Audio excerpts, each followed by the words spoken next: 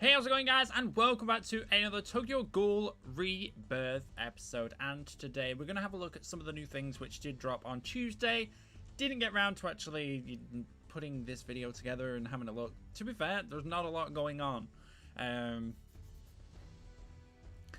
But there is one cool thing that did come out. So we had all the Golden Week and the dispatches and all of that good stuff out last week. This week we did, in fact, well, we got a new featured.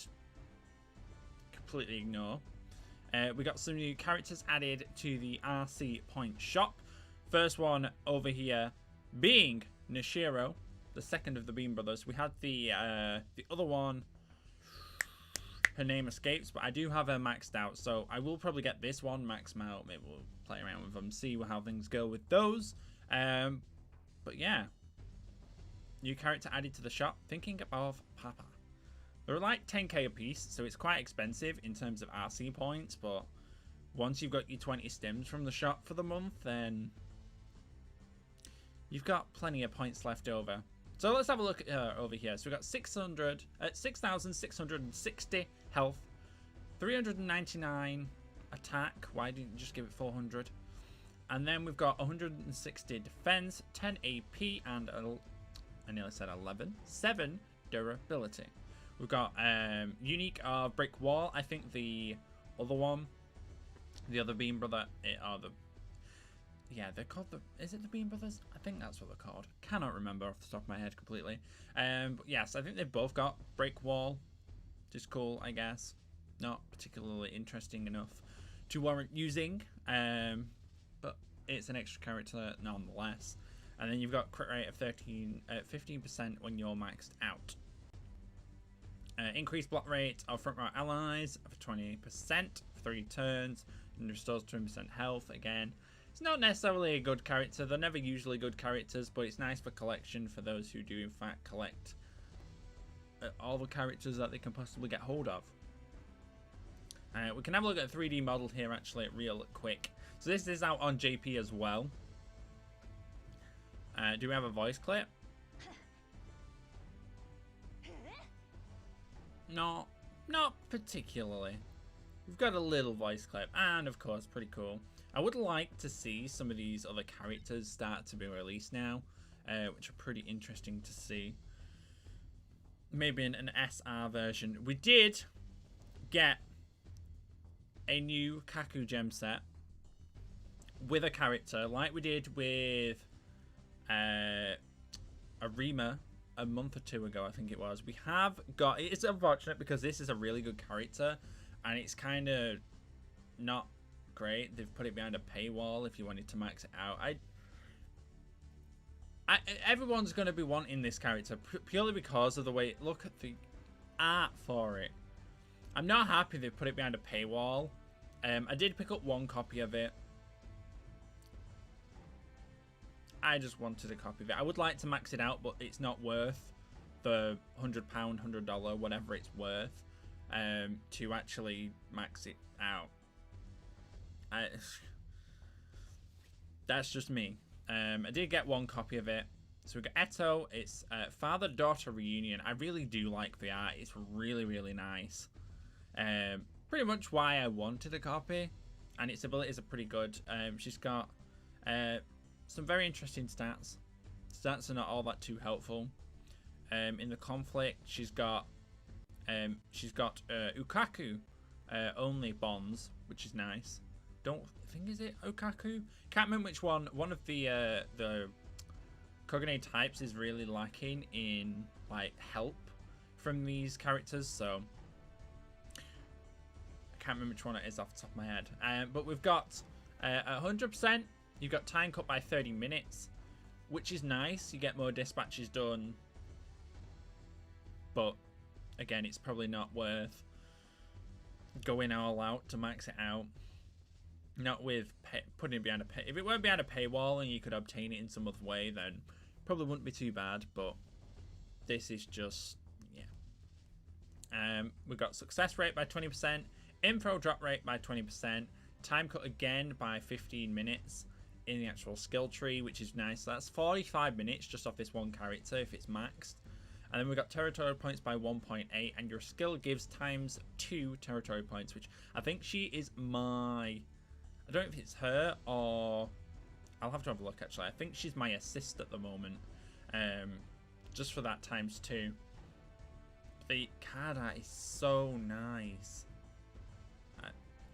Purely the reason why I wanted to get a copy of it. Let me just let's have a see. She is okay. So she is my territory assist, which is always nice. So if anyone's needing some times 2 territory points, feel free to add me down below. I've been accepting pretty much everyone at the moment, and then clearing my list when people are not being active. So I'm pretty much always going to have space until it gets to a point where everyone on my list is active, and I just, yeah. But you're more than welcome to add me down below. Now, I am going to start things off today. I haven't done my dispatches yet, because I want to see what we get. Let's start off today with... Let's actually do a little bit of a gameplay episode. I haven't done one of these in quite some time. There's not much new in the game at the moment, which is a little bit unfortunate, because I would have liked to, obviously... I'd like to do more of this, but it's all gameplay, and there's a lot of a monotonous grind, so there's not too much I can do in terms of episodes. So I'm just going to go all in here.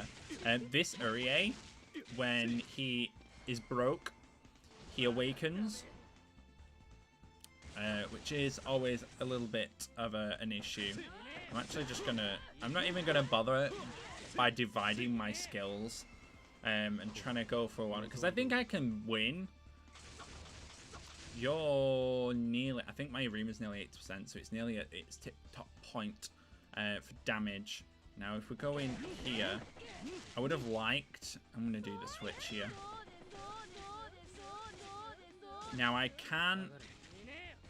I've still got my attack buff. I'm going to go into this Awakened purely for the defense. Because when he's awakened, he does a buttload of damage. It's an issue. I don't necessarily want to deal with it too much. So, and we've still got the attack buff in there from the first unawakened skill. I generally prefer this Koniki unawakened. He does a lot more damage. And I forgot he also applies bleed to us. He's also applies bleed. Luckily, with the defense buff from Koniki, he does next to no damage. I don't remember how much his actual skill does. Let's just go all the way in. Now, I don't think Koniki can break in this form. I don't think it does enough, so we'll go with that. Give the AP buff to everyone. Unawakened Arima. I might actually awaken him next turn. I'm just kind of using him as the attack here, purely because this Koniki is awakened now. He doesn't do half as much damage as he does when he's unawakened. But you can change that. Awakened Arima, or get a break. You get the break burst for all, which is really, really nice. But you get Koniki's skill off like 6-7 times. Or up to 6-7 times. You can get it off quite a number of times if you can stack Kai's ability on top. You're a purple, so we'll do that. I'm actually going to awaken you here because I don't mind. Oh, just a little bit short, which is a little bit unfortunate. I would have liked to have gone in with his ability there to give the attack buff to everybody as well, because Koniki's is about to run out. Is it an end of next turn? End of next turn, Koniki is about to run out of his ×3. Now I think I can get this as low as possible. Koniki doesn't break this, so it should be in prep range for Arima. Huzzah. And Arima here now should get the break burst for all. He doesn't. That's a little bit unfortunate. I'll give it to Arima next turn, and then he can give the break burst. It does look like our shield is going to wear off as well here soon. So if I Koniki got it. Okay, fair enough. We'll make use of Koniki's ability then, if Koniki got it. There you go. So he's doing about as much damage now as he was beforehand. Before I awakened him. Let's have a see. So you still do massive damage. You've obviously got your break. Your singular break burst. Obviously, because we keep using skill after skill after skill, we keep replenishing our attack and defense buffs. So we're gooch at this point. I really do need to get my Black Reaper on this account maxed. I think that's going to be the next thing I do. And saying that, the new Mootski's coming out. That's going to be like the next thing that comes out here on Global. So, I don't know. I could get the Mootski, but Black Reaper's always nice to have. It's a little bit of a struggle. It's a little bit of a struggle. And then we might as well go in with the skills because they're not going to break. Let's just go all the way in. Let's see. I don't think this is going to actually break him. I think it does. It only hits 10 times, so it only does like 2 breaks. If I go in with you, we can go in again. Why not? At this point, I should just have it on auto run and it'll do the good stuff for me, but it's whatever. Oh, I can Shirazu, because why the heck was not? And this is last turn anyway, so these raids now, because of these units, are just really, really easy. Like, Koniki gives the defense buff when he's awakened. He's got his amazing attack when he's unawakened. Arima gives his break burst like Eto used to do. Eto's still not dropped on here. I'm really interested to know when. I'm probably not going to go for it, but I'm really interested to know when Eto is going to drop. But that would be the last hit, and there we go.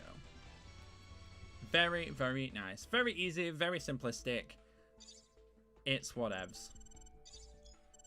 So there we go. We've got some more tickets. I need to start building up some tickets because I don't particularly have too many. And if Mootski comes out, I want to be able to max Mootski out straight away and see what we can get. So that is that. And let's just see what we get from dispatches. If we get anything good, we might be able to do a little quest. But I know there's not too much in terms of goodness. We didn't get a thingy there. We've got Juzo. We've got new Quinks. We've got... See, this SAIKO, actually, we're going to try it. This SAIKO is really difficult. It's maybe not difficult, but I haven't sat and done it properly. So, let's do this SAIKO. I want to see if we can do this SAIKO eradication. I think the only thing I've done on it at the moment is let it auto run. And obviously, you've got to complete it 50 times to get all the stage rewards up until that point. So, where are you? We've got the Shirazu there. SAIKO. So here we go. I haven't cleared it yet with 50% HP or more and finishing with a skill. So, let's see if we can do that right now. Haven't had chance to sit and play it properly. I've been a little disconnected from the game over the past 2 weeks.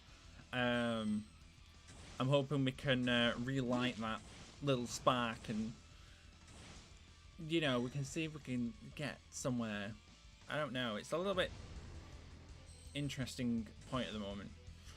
Okay, I will start off by going all in. I will go for the break.